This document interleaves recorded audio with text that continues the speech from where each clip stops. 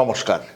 ২০ বছর আগে ঘনঘোর বর্ষা, সে সময় কলকাতা ধুয়ে যাচ্ছে, ভেসে যাচ্ছে। তারই মধ্যে আমরা যে ৫টি কর্মশালার একটি পর্ব করেছিলাম তার গল্প গত পর্বে বলেছি, দেখবেন পারলে। সেই পর্বের অন্য একটি গল্প আনছি এবার। সেবার কলকাতায় এমন বর্ষা যে মানুষ বেরোতে পারছে না। তার মধ্যে রুকমাদি বলে যে প্রত্যেকবার এক রান্না কেন দেখাবো, চল এক এক জায়গায় এক এক রকম দেখাই, এবার করি গোয়ান রান্না। শুনে আমাদের উৎসাহ আর ধরে না। তাড়াতাড়ি গিয়ে চেতলা হাট থেকে কিনেছি জাল, মাছের জাল, আর শুটকি মাছ জোগাড় করেছি শিয়ালদা থেকে।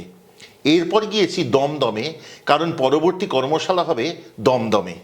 সেখানে আমরা সেট সাজাবো সেই মাছের জাল আর শুটকি মাছ দিয়ে। বেশ একটা গোয়া গোয়া ব্যাপার হবে, এটা সবাই মিলে ভেবেছি। মাছের জাল দিয়ে শুটকি মাছ শুকোতে দেওয়া হয়েছে এমন একটা ভাব এনেছি সেটে। এরপর আলো জ্বালানো হয়েছে। খানিকক্ষণ বাদেই ভাবি এরকম ঘাম দিচ্ছে কেন। তখন বুঝি এই ঘাম তো গরমের ঘাম নয়, এ ঘাম দুর্গন্ধের ঘাম। যেই না আলো পড়েছে শুটকি মাছের ওপর, শুটকি মাছ থেকে গন্ধ বেরোতে আরম্ভ করেছে। সে এমন মোষপচা গন্ধ, আপনি সেখানে নিজে না থাকলে বিশ্বাস করতে পারবেন না। আমাদের তো ত্রাহি মধুসূদন অবস্থা। তাড়াতাড়ি গিয়ে ভাবি কি করি, রুম ফ্রেশনার নিয়ে আসি। সেই রুম ফ্রেশনার দিয়ে সুগন্ধি ছড়াই এদিক ওদিক, তাতেও কোনো লাভ হয় না। এইদিকে কর্মশালার সময় এসে যাচ্ছে, মানুষজন চলে আসবে। তার মধ্যে তাদের উৎসাহের অন্ত নেই। তারা ওই বর্ষাতেও ছাতা মাথায়, শাড়ি গাছ কোমর করে, হাঁটুর ওপর তুলে দৌড়তে দৌড়তে এসেই বলেন, দেরি হয়ে গেল না তো? আমরা অবাক হয়ে ভাবি কি অদ্ভুত এদের উত্তেজনা, এদের আনন্দ, তাতে আমাদের আনন্দ হয় বেশি। যাই হোক, যখন সময় আগত প্রায়, তখন আর কোনো উপায় না দেখে তাড়াতাড়ি করে বলি, ওরে জাল ছেড়, শুটকি মাছ বিদায় কর। জাল ছিঁড়ে শুটকি মাছ সব গুটিয়ে টুটিয়ে দূরে ফেলে আসা হয়। কোনো মতে আবার নতুন করে সেট তৈরি করে সবাইকে স্বাগত জানানো হয়, অনেক সুগন্ধি ছড়িয়ে। এত বছর হয়ে গেছে, সেই কর্মশালা নিয়েছিল রুকমাদি, রঙ্গনদা আর সোমনাথ। আজও সে আনন্দের স্মৃতি অমলিন হয়ে আছে। যেমন আজ বুঝেছি এসে যে সেই জাল আসলে ছিঁড়িনি, ছিঁড়তে পারিনি, কারণ সেই জাল আমাদের আরও ভালোবাসার বন্ধনে বেঁধেছে। এবং সেই সৌরভও আজও মনে তেমনইভাবে জেগে আছে আমাদের মধ্যে, যা আজকে আমাকে ২০ বছর বাদে বাধ্য করেছে রুকমাদিকে আমার চ্যানেলে আনতে, আমার গুরুদক্ষিণা দেওয়াতে। রুকমাদি আজকে শেখাবে আর মাছের কুট্টি ভাজা। চলুন শিখি।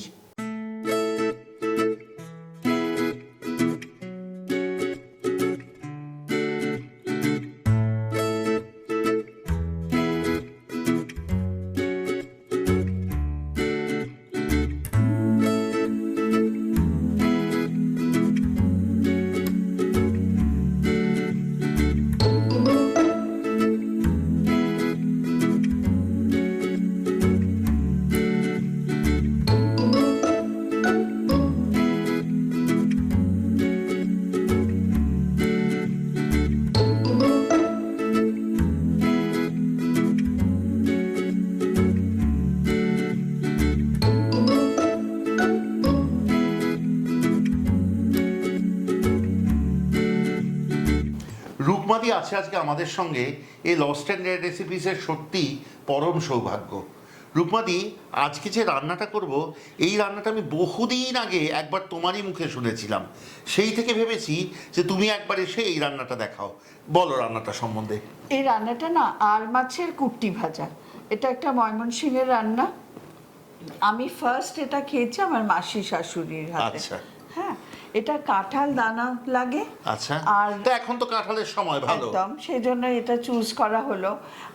আর মাছটা কুট্টি মানে ছোট, তো ওই বাংলাদেশে সব কুট্টি কুট্টি, হ্যাঁ, ছোট্ট পোলারে কয়, তো এরকম ছোট ছোট করে কাটতে হবে। আচ্ছা। হ্যাঁ, তো যারা আর মাছ খায় না, আমি বলবো তারা রুই মাছও করতে পারে। আচ্ছা। আর আমরা এটা বোনলেস করছি না, কারণ তখনকার দিনে বোনলেসের কনসেপ্ট ছিল না।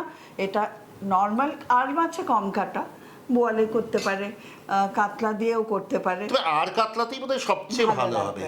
আর এটা কাঁটা শুদ্ধ মাছ, ছোট করে কাটা। আচ্ছা, এবার শুরু করব। রুকমাদি, বলো কি করব? ফার্স্টে তো আমি মাছে নুন হলুদ লাগাবো, আর তুই মিনওয়াইল তেলটা গরম কর। আচ্ছা, বেশ। এটা কি চড়া তেলে রান্না নাকি অল্প তেলে? না না না, এটাতে আগে তো মাছটা ছাঁকা তেলে ভাজতে হবে। আচ্ছা, তাহলে সেই বুঝে তেল আর দেবো। কড়া করে এগুলো ছাঁকা বেশ তেলে একটু বাসি মাছ টাছ হয়ে গেলে আরো বেশি ভালো লাগে। ঠিক আছে।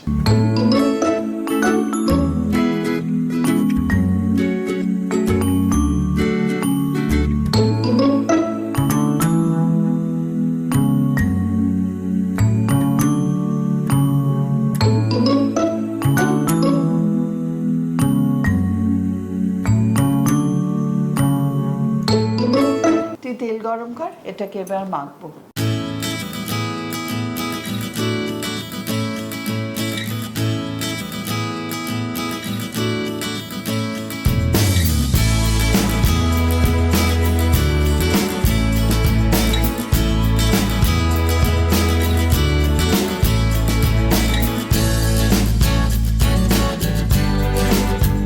আমি না মাছটা এবার দিচ্ছি, তুই ভালো করে কড়া করে ভেজে তোল।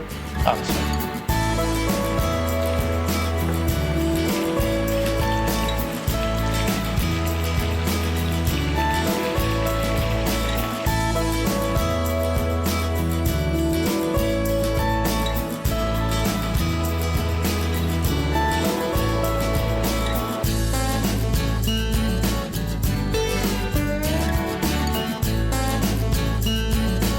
একটা দিক হয়ে গেছে, এবার অন্য দিকটা ভালো করে করা হোক। পূর্ব বাংলার রান্নায় যেগুলো আমাদের মা ঠাকুমাদের থেকে আমরা দেখেছি বা খেয়েছি, দেখবি ভীষণ শাক সবজি বা দানা সবকিছু ব্যবহার না। এটা যেমন কাঁঠাল দানা দিয়ে হচ্ছে, আমরা কিন্তু চচ্চড়িতেও অনেক সময় কাঁঠাল দানা দিই, বা শিমের দানা দিয়ে ডাল, এগুলো তো খুব একটা ডেলিকেসি, কিচ্ছু কিন্তু ফেলা যায় না। না, সেটা নিয়ে আবার এদেশিরা খুব মজাও করে, জানো তো। বাঙালরা কি যা পায় তাই খায়, এদেশিরা চুজি। কিন্তু এই যা পাই তাই খাই, সেটারও কিন্তু খুব মজা আছে। কিন্তু যা পাই তাই, হ্যাঁ হতে পারে এদেশিরা চুজি, কেননা এদেশিরা তো অনেক মানে কি বর্ন উইথ সিলভার স্পুন, আর বাঙালরা একটু পদ্মা পাড়ের দেশের লোক, শাক সবজি স্ট্রাগল, পয়সা কম, এগুলোর থেকেই তো সব রকম। নিশ্চয়ই নিশ্চয়ই। মাছটা বেশ কড়া লালচে হয়ে গেছে, এবার তুলে ফেল। এবার এই তেলেই কিন্তু আমরা বাকি রান্নাটা করব। আচ্ছা,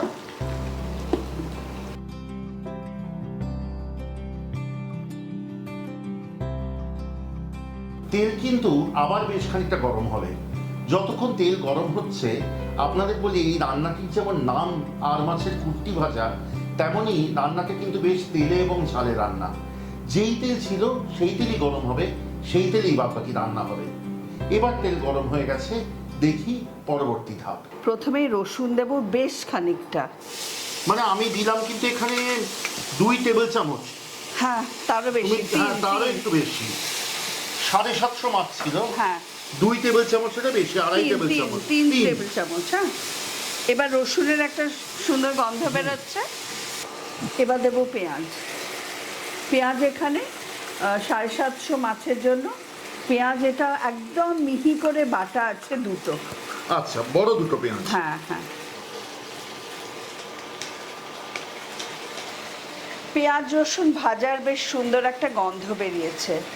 এবার বাকি মশলা দেব। বাকি মশলা বলতে আর কিছু না, মৌরির গন্ধটা এখানে প্রিডমিনেন্ট, আর হলুদ লঙ্কা, ঝাল ঝাল হবে। আচ্ছা, আর একটা জিনিস, মশলা কষার সময় আমরা কাঁঠাল দানা দেব। এই যে কাঁঠাল দানাগুলো, এখন তো কাঁঠালের সিজন, এগুলো শুকিয়ে যে বাজারে বিক্রি করে, সেটাকে আমরা একটু নুন হলুদ দিয়ে সেদ্ধ করে নেব। প্রেসার কুকারে করে নেবেন, করে বাইরের খোসাটা ছাড়িয়ে এই একটা দানা থেকে এরকমভাবে 4 টুকরো মতন করে কেটে নিতে হবে। আমরা বেশ খানিকটা রেখেছি, এটাই ডেলিকেসি, এটা ছাড়া ভালো লাগবে না। 2 টেবিল স্পুন মতন মৌরি বাটা, উঁচু করে 2 টেবিল স্পুন। হ্যাঁ, কেননা মৌরিটার গন্ধটা আর রসুনের সাথে একটা অন্য রকমের ফ্লেভার দেয়। এবার দেবো হলুদ, এই উঁচু করে 1 চা চামচ কিংবা 1.5 চামচ মতন। সব শেষে লঙ্কার গুঁড়ো কিন্তু আরেকটু দেব। লঙ্কার গুঁড়োর পরিমাণ আমি বলছি না, যে যেমন ঝাল খাও দিও। কিন্তু ঝাল ছাড়া এই রান্নাটা কিন্তু ভালো লাগবে না। এবার সাথে দেব স্বাদ মতো নুন। শুভজিৎ, এবার সব মশলাটা ভালো করে মিশিয়ে বেশ রগরগে করে কষিয়ে ফেল। একটু কি জল দেবো রূপমাদি? হ্যাঁ, একটু দিতে পারিস, জলের ছিটা দিয়ে দিয়ে।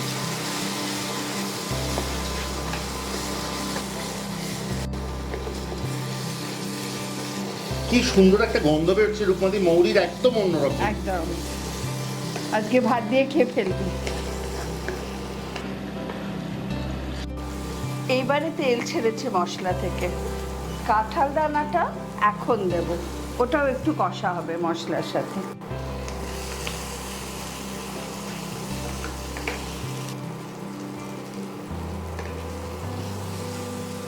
শুভজিৎ, এবার কিন্তু খুব ভালো গন্ধ পাচ্ছিস। এবার জলটা দে। হ্যাঁ, তেল ছেড়ে দিয়েছে, মশলা কষা হয়ে গেছে। জলটা ফুটলে তারপরে আমরা আবার মাছ দেব। মানে 1.5 কাপ মতো জল দিলাম। কারণ জিনিসটা না মাখা মাখা তেল তেলে হবে। আচ্ছা, এবার রূপমাদি ফুটে উঠলে মাছ, তারপর কাঁচা লঙ্কা, তাই তো? হ্যাঁ, দেখ ফুটছে। হ্যাঁ, এবার মাছগুলো দেবো। হ্যাঁ,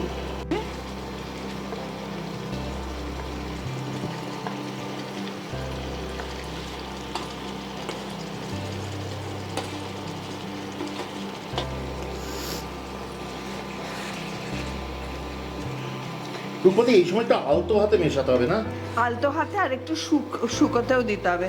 মাছের মধ্যে গ্রেভিটা ঢুকবে আর তেল ছাড়বে। আচ্ছা,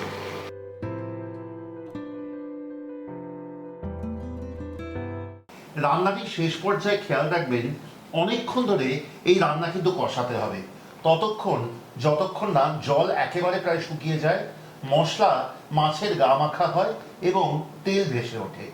আমরা ততক্ষণ রান্নাটি কষাই, কিন্তু তার আগে আপনাদের অনুরোধ করি, কেমন লাগলো আজকের রান্না এবং আমাদের চ্যানেলের অন্যান্য রান্না অবশ্যই আমাদের কমেন্টে লিখে জানান।